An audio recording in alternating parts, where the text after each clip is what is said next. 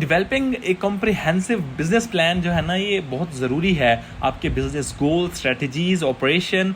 तो यहाँ पे कुछ 11 स्टेप्स हैं जिनके बारे में हम बात करेंगे, जिनसे आप अपना एक बिजनेस प्लान डेवलप कर सकते हैं। सबसे पहले नंबर पे आता है एग्जीक्यूटिव समरी। आपने मतलब स्टार्ट करना होगा अपना बिजनेस प्लान एक एग्जीक्यूटिव समरी के साथ, जो प्रोवाइड कर सके ओवरव्यू आपके बिजनेस का, समराइज कर सके आपका मिशन, आपका विजन, आपकी टारगेट, आपकी मार्केट, आपका यूनिक वैल्यू प्रोपोजिशन और जो है ना की हाईलाइट्स आपके जो प्लान है, ठीक है।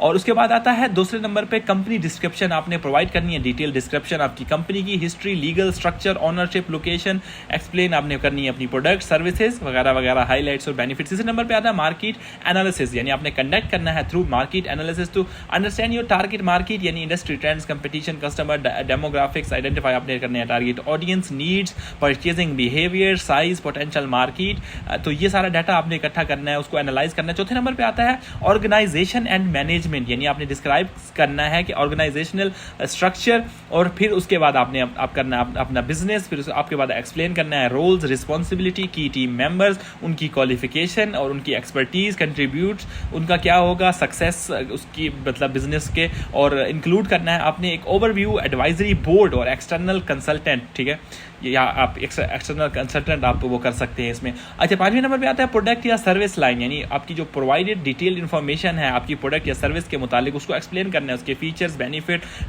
डिफरेंशिएट फ्रॉम कंपेटिटर, डिस्कस करना है आपने प्रोडक्ट डेवलपमेंट और service delivery process, intellectual property वगैरह वगैरह। छठे नंबर पे आता है मार्केटिंग और सेल्स स्ट्रेटजी। आपने यानी बताना है मार्केटिंग एंड सेल्स स्ट्रेटजी कि आप किस तरह से रीच करेंगे अपनी टारगेट ऑडियंस तक, जनरेट करेंगे रेवेन्यू, डिस्क्राइब करें अपनी pricing strategy, distribution channel, promotional activities आपने डिफाइन करना है, अपने कस्टमर एक्विजिशन, रिटेंशन प्लान वगैरह वगैरह, ठीक है। फिर आते हैं सातवें नंबर पे फाइनेंशियल प्रोजेक्शन। आपने डेवलप करना है फाइनेंशियल प्रोजेक्शन जो मतलब बता सके आपकी income statement, cash flow statement और बैलेंस शीट, फोरकास्ट आपके रेवेन्यू की, एक्सपेंस, यानी प्रॉफिटेबिलिटी, और एक specific period typically 3 to 5 years का, ताकि कंसीडर किया जा सके factor market growth, pricing, cost, goods sold वगैरह वगैरह।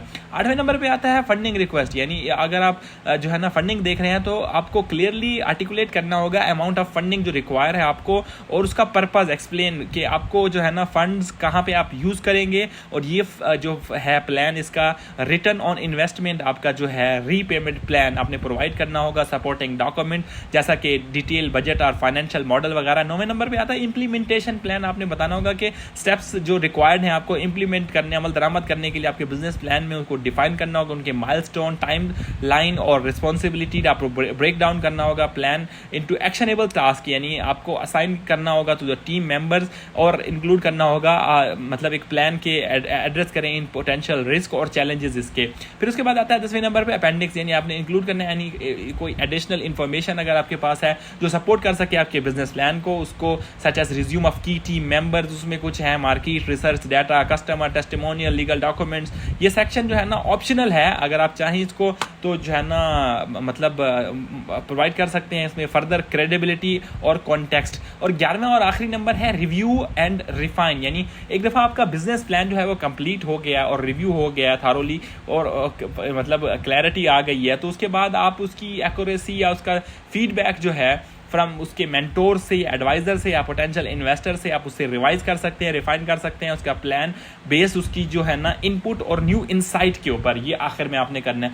याद रखें कि ये बिजनेस प्लान जो है ये एक लिविंग डॉक्यूमेंट है जो मतलब होना चाहिए रेगुलरली रिवाइव्ड एंड और अपडेट होना चाहिए एज योर बिजनेस इवॉल्व्स। तो ये सर्व करता है एक रोड मैप आपके बिजनेस सक्सेस, और ये कैन मतलब एक हो सकता है वैल्यूएबल टूल जब आप फंडिंग ढूंढ रहे हो या अट्रैक्ट कर रहे हो नए पार्टनर्स या मेकिंग स्ट्रेटेजी डिसीजन वगैरह। तो ये सारा कुछ करने के लिए आपको ये डॉक्यूमेंट बहुत ही इंपॉर्टेंट है और चाहिए होगा आपको। तो ये कुल मिला के ये कुछ 11 स्टेप्स हैं जिनकी मदद से आप जो है ना एक अपना एक बहुत शानदार बिजनेस प्लान बना सकते हैं और जिसके ऊपर आप अपना एक बिजनेस खड़ा कर सकते हैं।